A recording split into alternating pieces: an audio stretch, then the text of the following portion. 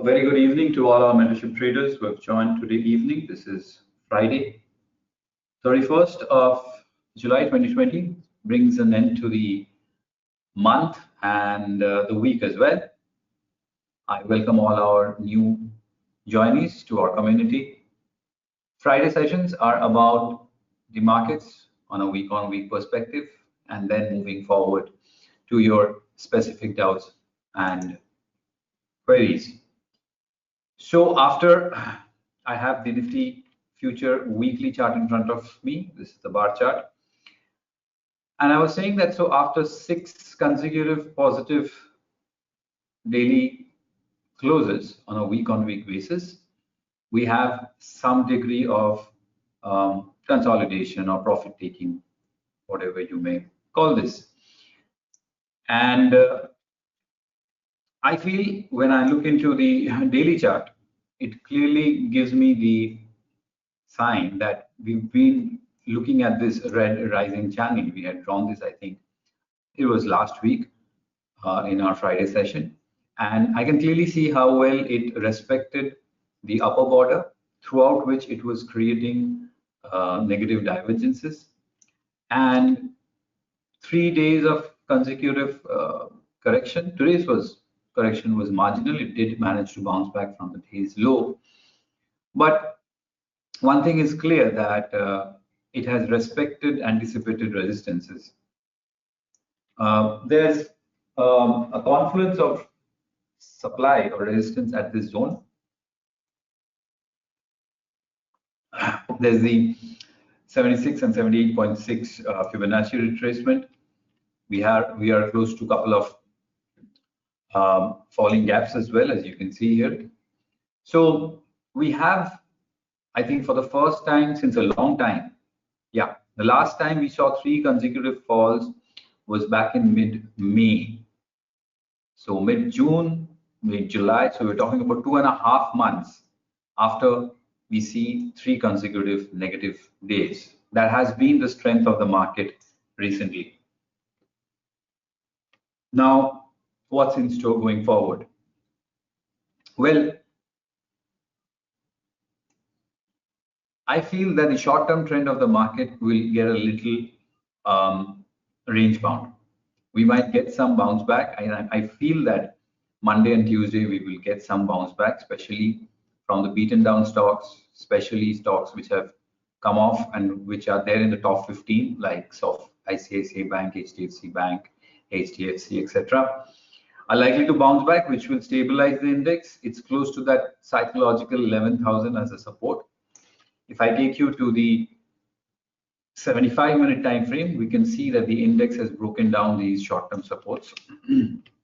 Which is close to that psychological 11K. So you can use 11K as the short-term support.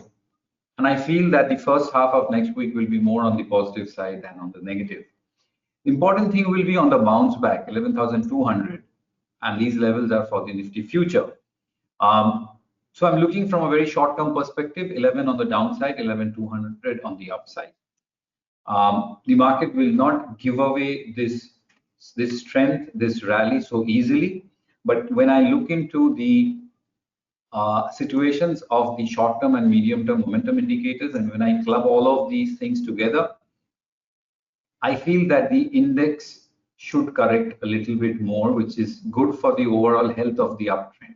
What it will do is it will create some headroom for momentum indicators like RSI, because as it keeps on stretching itself up, the possibility of inching further up and up becomes lesser and lesser.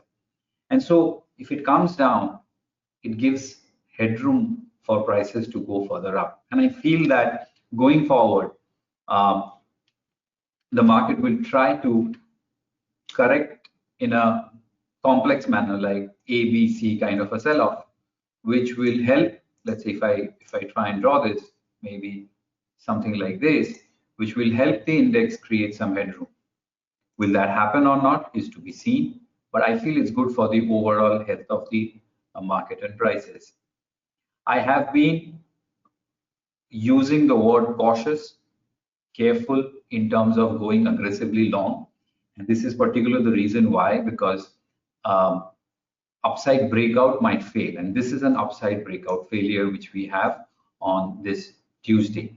This is the day when the market broke out and gave a breakout. If you want to see this, this is what it is. This is how it looks. And if you followed any of my YouTube videos, I've mentioned that the breakout day, the previous day's low is very important. And that got breached immediately. This is not a good sign. This is a sign that this breakout has failed. Means prices have failed you. Now we can see a counter sell-off movement. It can bounce back. And then if the sell-off comes, then that can be far more meaningful than what we have in our hands. So I would continue to be careful, cautious with my long trades. I will be taking the long trades, but not aggressively. Let's quickly take a look at the sectors. How did they play out? I will open the report designer in the IRIS Plus software, which I'm using. I'll quickly run a 1 week, and I'm going to add with this 1 month rate of change. Let's run it on the NSE indices, and let's see which are the sectors which played out on the downside with the market. Nifty media doesn't make much of it, doesn't have a large weightage. Z, PVR, Sun TV, let's not talk about it, doesn't make sense. Private sector banks has fallen below this rising channel, which was holding the prices up. This is not a good sign. So this is mainly because of the likes of ICICI Bank. And there you go, Bank Nifty. So if you recall, I was sharing in one of our weekly sessions that if the index has to sustain up, it's the banks and the private sector banks which have to participate. I think it was a couple of weeks back. The participation did come, but the participation was also there on the downside. So banks, private sector banks, and financial services were the weak link. If I look at the strength, it came from pharma. Exceptional move across the board. I would say majority of the stocks outperformed really well. IT holding well to its current show of strength. Metals is struggling. I would use the word struggling. I have a channel drawn for the metals, though prices have inched below this lower border a couple of times. But I think and I feel that the index is trying to move and push itself further up. We'll see. Let's look at the monthly behavior.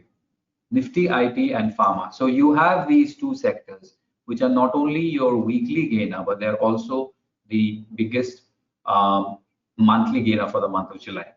So of course they're stretched, especially the pharmaceutical stocks had an amazing run for 4 days after this inside bar breakout. So I feel that of course going forward, the week ahead, it might probably like to consolidate, but definitely a sector that we should always continue to keep a bullish bias on. Then comes small cap. Now this is interesting. The July month has seen almost 9% gain from the Nifty small cap, where your Nifty is around almost there, 7.6%. The Nifty 500, which is the broadest or the broader market, is around 6.5%. So small caps, auto, metal. So this is your pocket of strength. And this pocket of strength, if I click on till metal, just if you look at the first two columns, on a weekly and a monthly basis, both of them, both the time frame, they are positive. So they have shown strength throughout the month. And if you look at the monthly losers, again, it's media, followed by banking, financial services, real estate, and FMCG. Now, what is this telling us? Okay, I'm going to spend some time here and then I'll move on to your questions.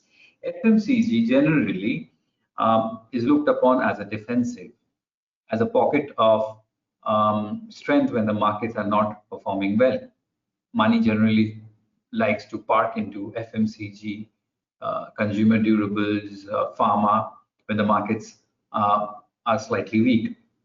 But if you notice, pharma IT has done well, and FMCG has underperformed by a pretty large margin, because week on week it's flat to negative, but on a monthly basis it's just 2.7%. So this weakness, this early weakness from FMCG can be a little worrying. though we did see a big breakout above the 30K mark. We've been talking about this 30K mark multiple times in our weekly sessions. The monthly charts are also kind of intact. So I feel this slowdown from the FMCG is post this breakout. The breakout was end of June, and then after that, 2 weeks, 3 weeks, it rallied further, and now it kind of slowed down, which I feel is consolidation. And I feel, and it's likely that pharma will definitely slow down because the kind of move it has given in the last 4 days. And this shift can come into FMCG stocks and consumer durables also. So please keep a close watch on Hindustan Unilever, ITC, Dabur, Godrej Consumers, etc., etc. These stocks which make up from the FMCG and the consumer durables. Because next month, if pharma slows down, I think, and if the markets are a little soft, then I think that FMCG might see some traction. Post this breakout, we are seeing a consolidation. So I think as we step into the month of August now, considering markets are stretched and the markets have shown the first early signs of weakness, we will continue to be a little careful and cautious next week. It's not that you will not get long opportunities, but keep yourself restricted when it comes to long opportunities. Let the market cool off a little bit more. It will give us more confidence. In terms of sectors, of course, IT, FMCG, consumer durables, pharmaceuticals should stay on your list to buy on a dip. And banking and financials are participating on both sides. So continue to trade them. Let's see what's in store for us for the next month and for the next week. But as of now, I will stop my analysis about the markets and the sectors and take up your specific doubts and questions. So let's begin with the discussion.